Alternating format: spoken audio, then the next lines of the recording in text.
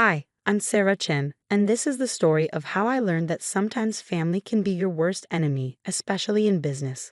For 10 years, I poured my heart and soul into our family's small tech company, transforming it from a struggling startup into a $50 million enterprise. But sometimes success breeds jealousy even among those who should be celebrating your achievements. I still remember the day everything started, when our family business was nothing more than a small computer repair shop in a strip mall. Dad had started it 20 years ago, and it was his pride and joy, even though it barely made enough to support our family. My sister, Emma, was always his favorite, the one who got straight A's and went to an elite business school. I was the quiet one, the one who stayed behind to help Dad while pursuing my computer science degree at a local college.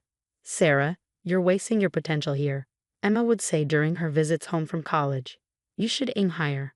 But I saw something in our little shop that others didn't: potential.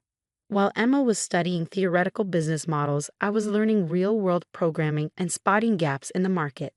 During my final year of college, I developed our first proprietary software, a simple but effective tool for small businesses to manage their inventory.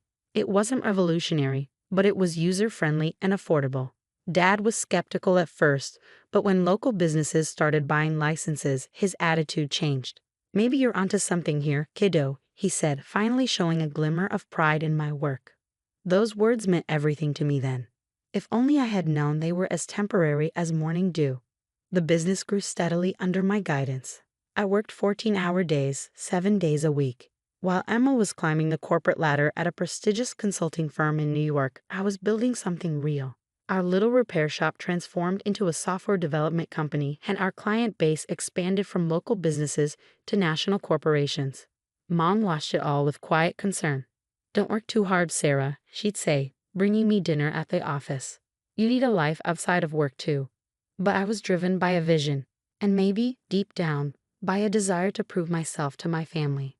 5 years into our transformation, we hit our first million in annual revenue. That's when Emma suddenly became interested in the family business again. She quit her job in New York and moved back home. "I think it's time I took my rightful place in the company," she announced at a family dinner. With my business expertise, we could really take things to the next level. Dad beamed at her words. "That's wonderful, princess. We could use your professional touch around here." I sat there, fork suspended midair, trying to process what was happening. The company I had built from nearly nothing was being handed to my sister on a silver platter. But I swallowed my objections and tried to be a team player. Emma was appointed as co-CEO alongside me, despite having no experience in our industry. Dad said it would be good for the company image to have someone with her credentials at the helm. I focused on product development and operations while she handled marketing and investor relations. The next 5 years were a study in contrast. While I continued developing new software solutions and maintaining client relationships, Emma focused on creating a glamorous image for herself as the face of the company. She gave interviews about being a woman in tech and accepted awards for entrepreneurship, all of taking credit for innovations my team and I had created. Our revenue continued to grow, reaching $50 million annually, but so did the tension between us. Emma began excluding me from key meetings, making decisions without consulting me, and slowly pushing me to the sidelines of my own creation. Then came Dad's 60th birthday party. The day everything changed. The party was Emma's idea, of course. She rented out the grand ballroom of the city's most expensive hotel and invited all our business associates. It was more of a networking event than a birthday celebration, but that was Emma's style. Everything had to serve a purpose. I arrived early to help with the preparations, wearing a simple black dress that Emma immediately criticized. "Couldn't you have made more of an effort?" she hissed. "These are important people coming tonight." I ignored her comment and focused on greeting guests as they arrived. The room filled quickly with business associates, clients, and family friends. Emma worked the room like a politician, while I stayed in the background, making sure everything ran smoothly. During dinner, Emma clanked her glass and stood up for a speech. I expected the usual, a touching tribute to Dad, maybe some memories from our childhood. Instead, she dropped a bomb that would shatter our family forever. "As we celebrate Dad's 60th birthday," she began, her voice carrying across the silent room, "I think it's time to announce some changes at Chen Technologies. The board has agreed that the company needs unified leadership to move forward. My heart stopped. Board meetings? What board meetings? For too long, we've been held back by outdated thinking and resistance to change. Emma continued, her eyes fixing on me. That's why, effective immediately, I will be taking over as sole CEO. It's time for certain elements that are no longer serving our growth to step aside. The room erupted in murmurs.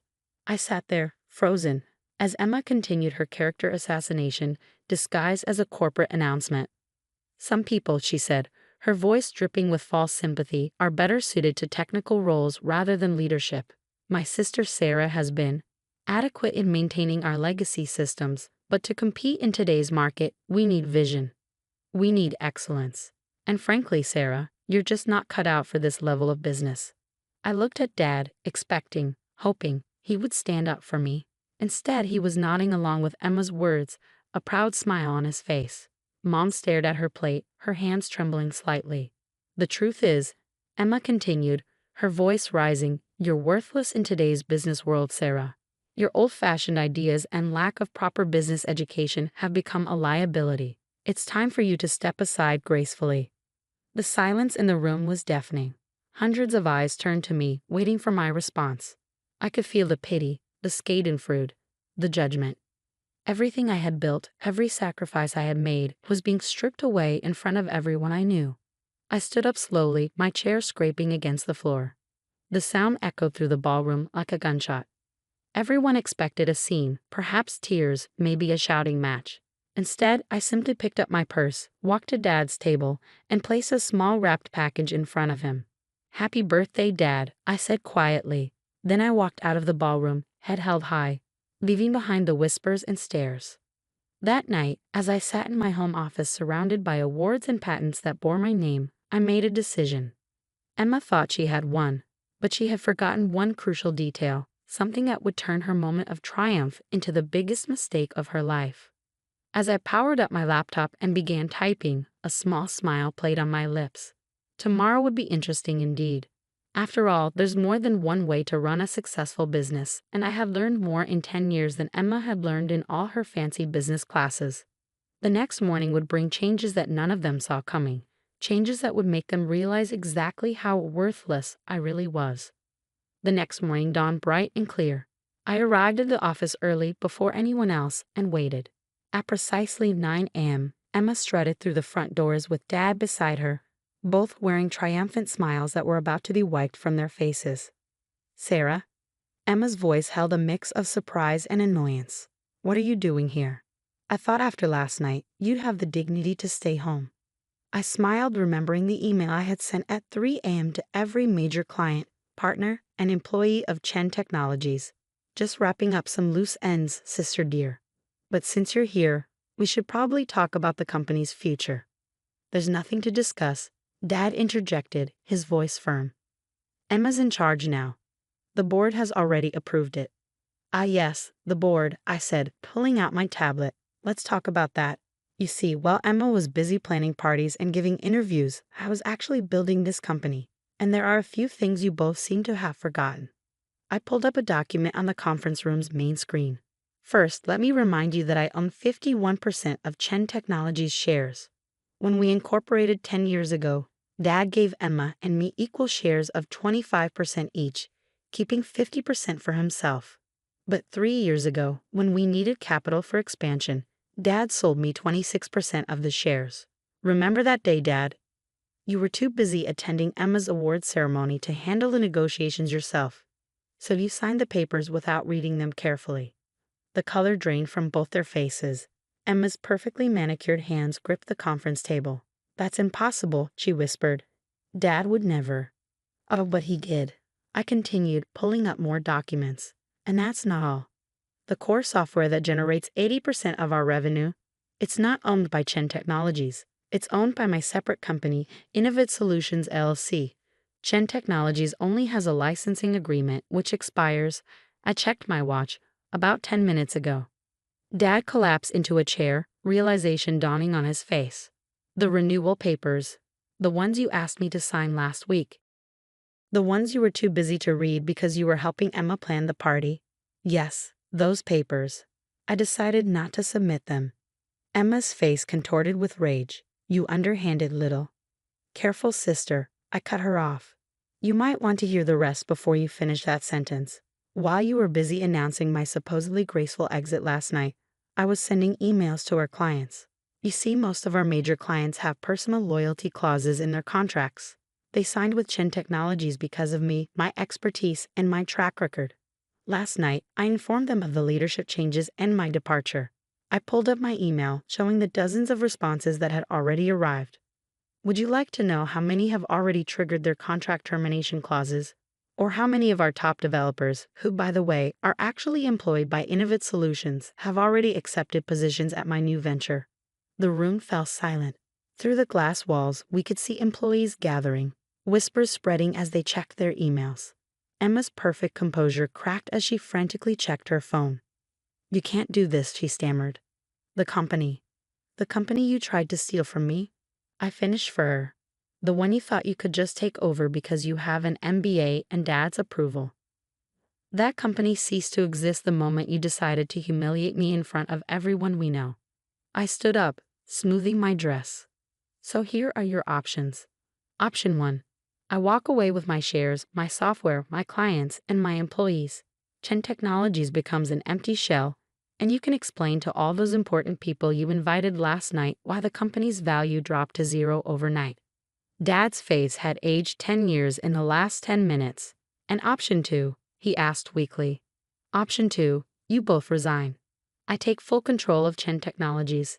You keep your shares as silent partners, receiving dividends but having no say in operations. Emma gets a nice severance package and glowing references for her next job, somewhere far away from here. Emma's face had turned an interesting shade of red. You planned this all along, didn't you? You've just been waiting for the right moment to stab us in the back. I laughed, but there was no humor in it. No, Emma. I spent 10 years trying to be a good daughter and sister while you both took me for granted. I built this company from nothing while you collected accolades for my work. I only planned this. I checked my watch again, about 12 hours ago, after you called me worthless in front of everyone we know. My phone buzzed, another client termination notice. Time's running out. What's it going to be? The next hour was a blur of paperwork and lawyers. By noon, I sat alone in what was now my office, looking out over the city. The company I had built was now truly mine, but the victory felt hollow. Family relationships lay in ruins around me, trust shattered like dropped crystal. Mom came to see me that evening, her eyes red from crying. Did it have to end this way? She asked softly. They gave me no choice, I replied, my voice gentle but firm. They would have taken everything I built and discarded me without a second thought. She nodded slowly, understanding but sad. What happens now? I showed her the plans I had already drawn up, expansions, new product lines, innovations I had been holding back. Now I build something even bigger, but this time, I do it without having to carry people who see me as worthless. Over the next year, Chen Technologies, under my sole leadership, tripled in value. Emma found a job with a startup in Silicon Valley, humbled but hopefully wiser. Dad retired, finally understanding that his golden child had nearly destroyed his legacy. We see each other at holidays, maintaining a polite distance that masks the wounds that may never fully heal. Sometimes late at night, I look at old family photos and feel a twinge of sadness for what we lost. But then I remember that night at the birthday party, the look of disdain on Emma's face. The way Dad nodded along with her cruel words. In business and in family, respect is earned, not given. They learned that lesson too late. As for me, I learned that sometimes the quiet ones, the ones dismissed as worthless, are the ones you should watch out for, because we're the ones who know how to build something from nothing and how to take it all back when others try to steal it. My story spread through business circles, a cautionary tale about underestimating the wrong person. These days, when I attend industry events, I often catch whispers. That's Sarah Chen, the one who. They never finish the sentence, but they don't have to. My success speaks for itself. Last week, I received an invitation to speak at Emma's business school's graduation ceremony. The topic? Hidden Strengths, the Power of Underestimated Leaders. I accepted the invitation with a small smile, already planning my speech. After all, I have quite a story to tell. The company continues to thrive under my leadership, but more importantly, I found peace with my decisions. Sometimes the strongest message you can send is simply proving people wrong. And sometimes the best revenge isn't about destroying others. It's about rising so high that they can't help but see their own mistakes. As I write this from my office overlooking the city, I'm reminded of something my mother once told me. Success is the best revenge, but wisdom is knowing when to stop seeking revenge and start seeking growth. She was right. I've moved past the need for revenge now. These days, I focus on building something meaningful, something that will outlast all the petty jealousies and family dramas. I still keep that wrapped birthday present I never gave Dad. A photo album of the company's journey from that tiny repair shop to what it is today. Maybe someday, when the wounds have healed enough, I'll finally give it to him. Until then, it serves as a reminder that our greatest strengths often come from the very things others underestimate about us.